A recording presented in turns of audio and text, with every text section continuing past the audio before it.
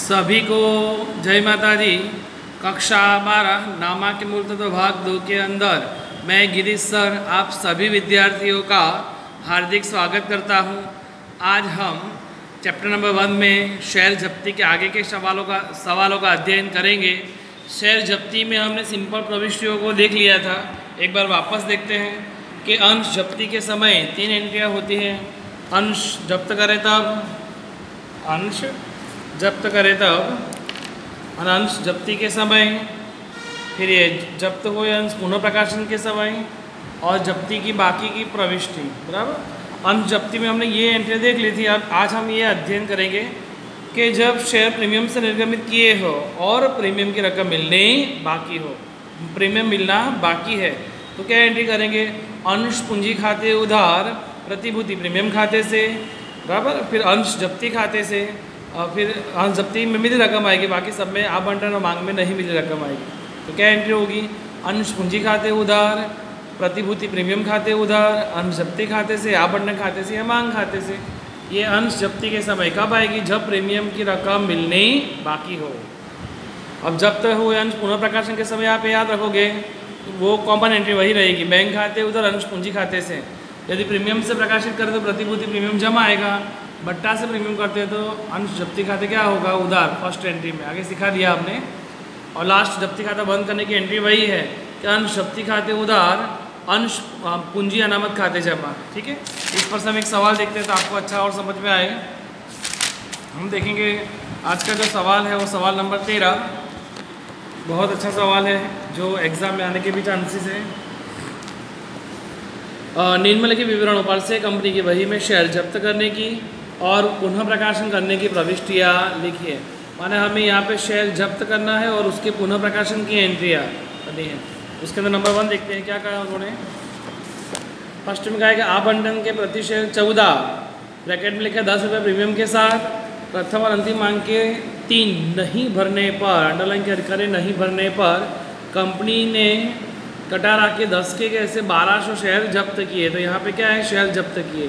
क्यों किए, तो आवंटन और प्रथम अंतिम मांग नहीं भरी थी इसलिए। आवंटन में कितने थे, 14।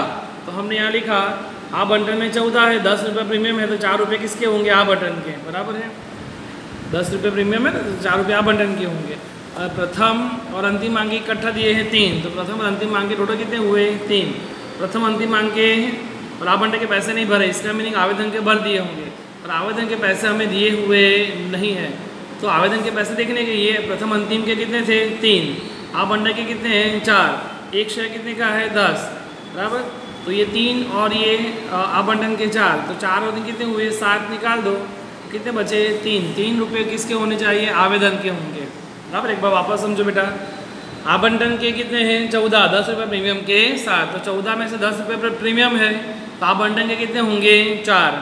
जबकि प्रथम और अंतिम मांग के दे दिए हैं 3 रुपये नहीं भरने पर, प्रथम अंतिम मांग के 3, तो 3 और इसके आवंटन के 4, 4 और 3 कितने हुए, 7। 10 में से 7 नहीं भरे तो कितने भरे होंगे, 3 भरे होंगे जो किसके होंगे, आवेदन के होंगे। बराबर। ऐसे 1200 शेयर जब्त किए हैं। वे सभी शेयर दिया जा सके उतना अधिक से अधिक बट्टा देकर पुनः प्रकाशन किए जो कानून ने खरीदे। ये पुनः प्रकाशन की बात है जो बाद में देखेंगे। पहले तो जब्ती की गणना करते हैं। जब्ती में हमारे अंश कितने हैं, 1200 है। मैंने बताया तो ऑब्लिक कर दो, सभी में ऐसा ऑब्लिक की साइन करो और मिली रकम हो तो ऑब्लिक के ऊपर लिखो। इन तीनों में से हमें आवेदन मिला है तो 1200 गुणा 3, तो 1200 गुणा 3 3600 मिला होगा पैसा, इसे ऑब्लिक के ऊपर लिखा हमने 3600। आवंटन प्रथम अंतिम नहीं भरा है, अगर आवंटन नहीं भरा तो उसका प्रीमियम भी भरा होगा नहीं, अर्थात हमें यहाँ प्रीमियम नहीं मिला होगा। यदि प्रीमियम ना मिला हो तो उसका लेखा हम करेंगे। तो 1200 माने 4 से तो गुणा करने ही वाले थे, 10 से भी करेंगे, कुल मिला के कितने हो गए, 14। तो 1200 गुणा 14 करोगे तो आएगा 16,800। नहीं मिली रकम है इसलिए ऑब्लिक के नीचे लिखेंगे। और 1200 गुणा 3 ये भी नहीं मिली है तो ऑब्लिक को नीचे लिखेंगे 3600। अभी ऊपर 3600 तो 3600, नीचे डैश किया, ऊपर डैश है तो डैश किया, नीचे 16,800, ऊपर डैश है तो डैश, नीचे 3600। ये वाली जो रकम है मैंने राइट साइन की वो मिली रकम है और ये जो रकम है वो नहीं मिली रकम है। बराबर। हम फर्स्ट एंट्री में आते हैं। या प्रीमियम नहीं मिला है तो उसका लिखा होगा। तो क्या एंट्री मैंने सिखाया अभी, अंश पूंजी खाते उधार, प्रतिभूति प्रीमियम खाते उधार, अंश जब्ती खाते से। फिर देखने का नहीं मिली किसकी रकम है, आवंटन खाते से। प्रथम और अंतिम मांग खाते से, तो लिखेंगे आवंटन खाते से, अंश प्रथम और अंतिम मांग खाते से, ये एंट्री होगी। अब इसमें रकम लिखते हैं। अंश पूंजी खाते उधार कितने शेयर जब्त किए 1200, और ये कितने का था 10 का, तो 1200 गुणा 10 तो कितना हो गया 12,000। प्रतिभूति प्रीमियम खाते उधार 1200, कितना प्रीमियम नहीं भरा है तो 10 रुपये नहीं भरा है, प्रीमियम 10 रुपये था नहीं वैसे भी, तो 10 से गुणा किया कितना हो गया 12,000। जब्ती खाते से में मिली रकम, ये राइट साइन जो कि है मिली रकम देखा जाए तो यहाँ या नहीं है, यहाँ 3600 तो लिखेंगे जब्ती खाते से में 3600 मिली रकम। आवंटन में नहीं मिली माने गलत किस है, क्यों नहीं मिले पैसे, आवंटन में कितने नहीं मिले 16,800, तो आवंटन में लिखेंगे 16,800। जबकि प्रथम और अंतिम मांग में कितने हैं 3600, तो लिखेंगे प्रथम और अंतिम मांग में 3600। ये हमारी फर्स्ट एंट्री हुई। अब उन्होंने क्या कहा है, ये पुनः प्रकाशन कैसे किया है, तो उन्होंने कहा कि वे सभी शेयर दिया जा सके उतना अधिक से अधिक बट्टा देकर पुनः प्रकाशन किए। पुनः प्रकाशन अधिक से अधिक बट्टा से कर रहे हैं, बट्टा से एंट्री करेंगे तो क्या एंट्री होगी, बैंक खाते उधार, अंश जब्ती खाते उधार, अंश पूंजी खाते से, बराबर। अंश पूंजी खाते से में हमारी पूंजी थी कितने की 1200 और एक 10 का था, तो 12,000 होगा। उसने कहा है कितना बट्टा देना है, तो उसने कहा है कि दिया जा सके उतना अधिक से अधिक बट्टा, तो हम कितना अधिक से अधिक बट्टा दे सकते हैं, तो आपको फर्स्ट एंट्री में नजर डालने की, उसमें जितना जब्ती खाता होता है उतना अधिक से अधिक बट्टा दे सकते हैं। तो हम फर्स्ट एंट्री में नजर डालते हैं, तो उसमें जब्ती खाता कितना क्या है 3600, इसका जब्ती खाता हम ज़्यादा से ज़्यादा बट्टा जो है वो 3600 लिखेंगे। यहाँ जो बट्टा है वो जब्ती खाते में जाता है, किस में जाता है जब्ती में। इसे हमने एंट्री की बैंक खाते उधार, हम जब्ती खाते उधार, पूंजी खाते से, पूंजी खाते मैंने कहा 1200 और 10 का 12,000, बट्टा मैंने कहा अधिक से अधिक कितना आया 3600। अब 12,000 में से 3600 घटा दो तो आपके आ जाएंगे 8,400। 12,000 में 3600 घटा हुए कितना आ जाएंगे 8,400। इस प्रकार आपका ये सवाल रहा। थर्ड एंट्री नहीं आएगी क्योंकि जब्ती खाते की जमा शेष भी 3600 है, जब्ती खाते की उधार भी शेष भी 3600 है। 3600 में से 3600 घटाओगे तो कुछ बचेगा नहीं, इसे थर्ड एंट्री हम करेंगे नहीं। ये आपका सवाल नंबर 13 का फर्स्ट की गणना है और ये फर्स्ट का आंसर है। अब सेकंड नंबर का सवाल देखते हैं, सवाल नंबर 13 पे ही। रमेश ने एक कंपनी में 10 के कैसे 600 शेयर धारण किए हैं। उन्होंने कंपनी को आवेदन के समय 3, आवंटन के समय 2.5 की दर से चुकाए थे, परंतु प्रथम मांग के समय 2 रुपये नहीं भरे थे। कब नहीं भरे, प्रथम मांग के नहीं भरे थे।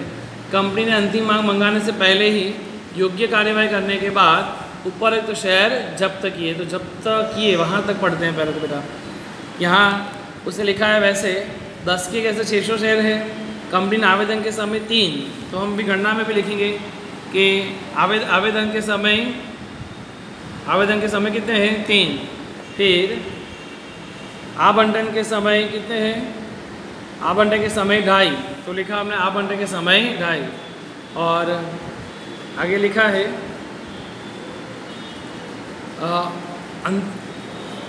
परंतु प्रथम मांग के समय 2 नहीं भरने पर, प्रथम मांग के समय कितने हैं 2 नहीं भरने पर कंपनी ने ये अंश नहीं भरे थे।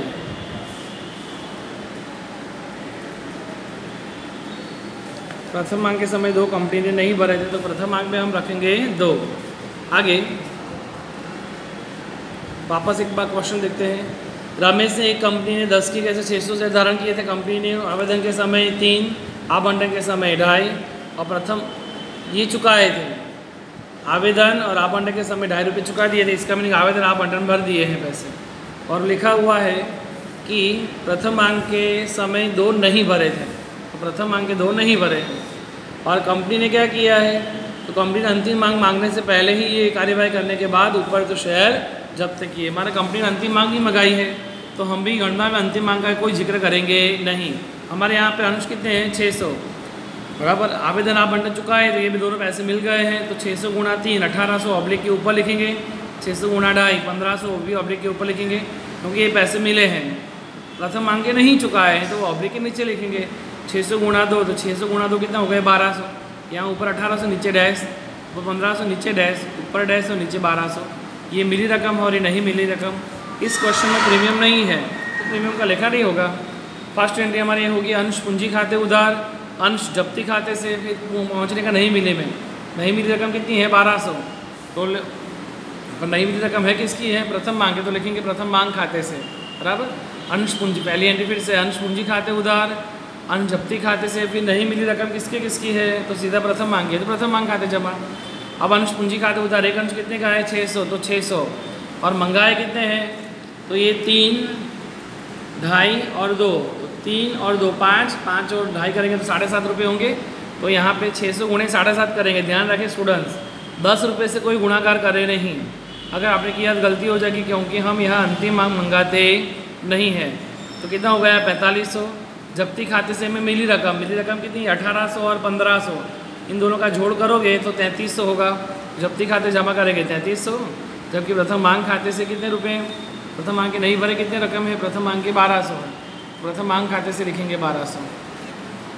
नेक्स्ट, जब तक ये अंश पुनः प्रकाशन कैसे किया वो देखते हैं। कंपनी ने लिखा है कि कंपनी ने अंतिम मांग मंगाने से पहले कार्यकाल के बाद जब्त किए थे, बराबर। अब ये प्रति शेयर 4 रुपये बट्टा से पुनः प्रकाशित किए, कितने बट्टा से, 4 रुपये बट्टा से। अगर बट्टा से पुनः प्रकाशन करेंगे तो हमारी एंट्री कॉमन आएगी, बैंक खाते उधार, अंश जब्ती खाते उधार, जो बट्टा है वो जब्ती में जाएगा, और अंश पूंजी खाते से पूंजी हमारी 600 और 7.5 रुपये के हिसाब से वही आएगी 4500। 600 और 4 रुपया डिस्काउंट है, उसने कहा है टेक्स्ट बुक में वजह से कि 4 रुपये बट्टा देकर, तो 600 का 4 रुपये के हिसाब से 2400, 7.5 का शेयर था, 4 रुपये डिस्काउंट दिया, बचे कितने 3.5, अब 7.5 में से 4 गए तो बचे कितने 3.5, 3.5 गुणा 600 करोगे तो 2100 आएगा, तो वो बैंक में जाएंगे। और थर्ड एंट्री, जब्ती खाते की जमा से 3300 है, जब्ती खाते के उधार से 2400 है। इन 3300 से में से ये उधार वाले रकम 2400 घटाएंगे, 3300 में से 2400 का तो बचे कितने हैं 900। तो जब्ती खाता बंद करने की एंट्री क्या होगी, अंश जब्ती खाते उधार, पूंजी अनामत खाते से 900, बराबर है। अब हम देखेंगे इसका थर्ड और लास्ट सवाल, सवाल नंबर 13 का लास्ट सवाल।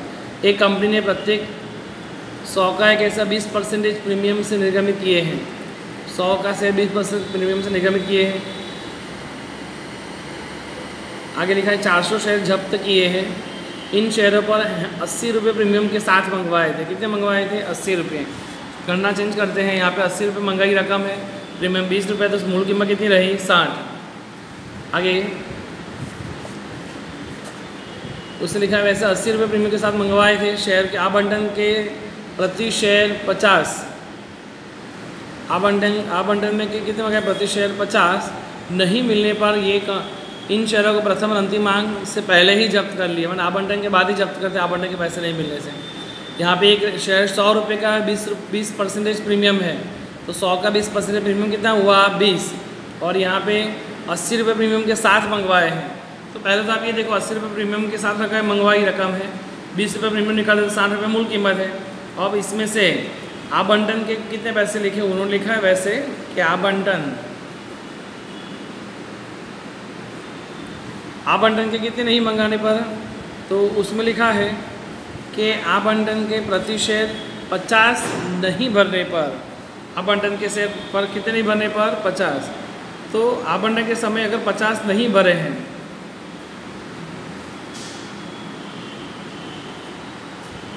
प्रीमियम के साथ अब प्रीमियम निकाल दो, आवंटन के समय प्रति शेयर 50 प्रीमियम के सहित।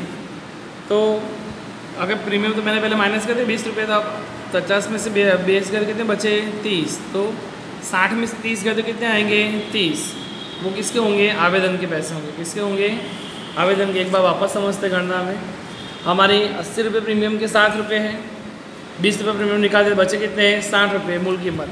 अब आवंटन के समय प्रति शेयर कितने हैं 50 प्रीमियम सहित, 30 रुपये निकाल दो प्रीमियम के, 20 रुपये प्रीमियम के निकाल दो तो बचे कितने हैं 30, वो किसके होने चाहिए आवेदन के, बराबर। इसका हम गणना करते हैं आवेदन और आवंटन में कितने हैं 30 और 20 50। और वैसे भी अगर आपको ये ना ध्यान में रखना हो तो डायरेक्ट आपको गणना करनी हो तो ऐसे भी कर सकते हैं कि आवेदन के 50 नहीं भरने पर 50 रुपये है पर 20 रुपये प्रीमियम है, तो 30 रुपये आवंटन के होंगे, और टोटल हमने यहाँ पे कितने मंगाए थे 80 में से 50 निकाल दो तो बचे कितने 30, तो आवेदन और आवंटन हो गए। अब 400 हमारे शेयर कितने हैं यहाँ पे, तो 400 शेयर है, कितने शेयर हैं यहाँ पे 400 शेयर जब्त किए हैं, तो इसमें से आवेदन भरा है तो 400 गुणा 30 12,000 ऑब्लिक के ऊपर, और नहीं भरा है तो 400 गुणा 50 ऑब्लिक के नीचे 20,000। अब ये रकम मिली होगी और ये नहीं मिली, मिली रकम ऊपर लिखेंगे, नहीं मिली रकम नीचे आएगी। यहाँ प्रीमियम नहीं भरा है तो लेखा करेंगे। अंश पूंजी खाते उधार, प्रतिभूति प्रीमियम खाते उधार, अंश जब्ती खाते से किसकी रकम नहीं मिली, आवंटन, तो आवंटन खाते से। अब अंश पूंजी खाते उधार मूल कीमत आएगी बेटा, तो 400 गुणा 80 रुपये प्रीमियम के साथ मंगवाए थे, पर 20 रुपये प्रीमियम निकालते, मूल कीमत कितनी आई 60, तो लिखेंगे 60 रुपये के हिसाब से 24,000। प्रतिभूति प्रीमियम खाते उधार 400 और प्रीमियम कितने का है यहाँ पे 20 रुपया, तो 20 से गुणा करेंगे 8,000। जब्ती खाते से मिली रकम कितनी है 12,000 और आवंटन खाते से नहीं मिली रकम कितनी है 20,000, बराबर। अब जब्त किए शेयर को कैसे निकालते हैं वो देखते हैं। आगे लिखा है कि अंतिम मांगने से पहले जब्त किए थे ये शेयर संपूर्ण भरपाई के रूप में प्रथम और अंतिम मांग से पहले कुल 36,000 में पुनः प्रकाशित किए थे। यहाँ पे एक शब्द है संपूर्ण भरपाई, जबकि हमने पूरे तो मंगवाए नहीं थे। यहाँ पे तो 80 रुपये प्रीमियम के साथ थे और मूल कीमत 60 रुपये थी, और संपूर्ण भरपाई माने सभी पैसे मिले मंगवाए होंगे इन्होंने। 100 रुपये का एक अंश है ना हमारा, एक अंश कितने का है 100 का, जबकि मंगवाए कितने थे हमने यहाँ पे 80 ही मंगवाए थे, प्रीमियम 20 निकाला तो 60 ही मंगवाए हैं। और बोलते हैं लास्ट में संपूर्ण भरपाई माने 100 के 100 भरपाई के रूप में हमने प्रथम अंतिम मांग मांगने से पहले ही 36,000 में पुनः प्रकाशित किए। तो 60 रुपये का संपूर्ण भरेंगे तो 40 रुपये भी मिल जाएंगे हमें, तो अग्रिम प्राप्त मांग हुई।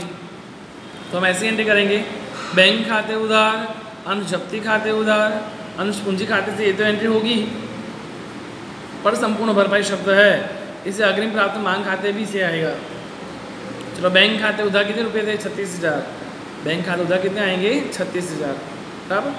अंश पूंजी खाते जमा करेंगे तो अंश पूंजी खाते जमा कितने आएंगे, तो मूल कीमत कितनी थी हमारी 400 गुणा 60 24,000, और संपूर्ण भरपाई माने 40 रुपये भी हमें एडवांस में मिल गया, तो 400 गुणा 40 तो कितना हो गया 16,000, और 16,000 और 24,000 का जो जोड़ करेंगे 40,000 होगा। 40,000 में से 36,000 घटाएंगे तो हमें अंश जब्ती की रकम कितनी मिलेगी 4,000 मिल जाएगी, बराबर है। पैसे भी हमारे एक शेयर कितने का है 400, और गुणा 10 करेंगे अगर तो गुणा 100 करेंगे, हाँ एक शेयर तो 100 रुपये का है ना, तो कितना आएगा 40,000। इस 40,000 में से पुनः प्रकाशन कितने से हो रहा है 36,000 से, तो नुकसान कितने का हुआ 4,000, तो 4,000 नुकसान भी अंश जब्ती खाते उधार हम डायरेक्ट लिख सकते हैं, बराबर है। एक बार वापस समझते हैं, पुनः प्रकाशन के पैसे जाएंगे बैंक में 36,000, 40,000 में 36,000 बचे 4,000 नुकसान, अंश जब्ती खाते उधार 4,000, पूंजी खाते जमा करेंगे तो 400 और मूल कीमत 60 रुपये के हिसाब से 24,000, और अग्रिम प्राप्त एडवांस संपूर्ण भरपाई शब्द है बुक में। तो संपूर्ण भरपाई का मीनिंग है कि 100 रुपये का शेयर 80 प्रीमियम के साथ भले ही मंगवाए थे, पर 20% तो प्रीमियम निकाल दो तो 60 रुपये ही मंगवाए, और उसको संपूर्ण भरपाई माने 100 के 100 भर मिल गए, 60 के 100 मिल गए, इसका मीनिंग 40 एडवांस मिले। इस हमने यहाँ लिखा अग्रिम प्राप्त मांग खाते उधार से 40 गुणा 400 इज इक्वल टू 16,000। अब थर्ड एंट्री, जब्ती खाते की जमा शेष कितनी है 12,000, उधार शेष कितनी है 4,000, इस 12,000 में से 4,000 बचे कितने 8,000, इस अंश जब्ती खाते उधार 8,000, पूंजी अनामत खाते जमा भी कितने करेंगे 8,000, बराबर है। तो ये आपके पहले तो ये आपके सेकंड क्वेश्चन का गणना और उसका आंसर, थर्ड क्वेश्चन की गणना और उसका आंसर। आज का होमवर्क, उदाहरण 9 का पहला दूसरा तीसरा चौथा, उदाहरण 10 का डी और ई, और अभी मैंने जो स्वाध्याय का सवाल, तो स्वाध्याय का सवाल नंबर कौन सा सिखाया 13 में क्या सिखाया 1 2 और 3, इतने सवाल सभी स्टूडेंट होमवर्क में लिखे। सभी को जय माता दी।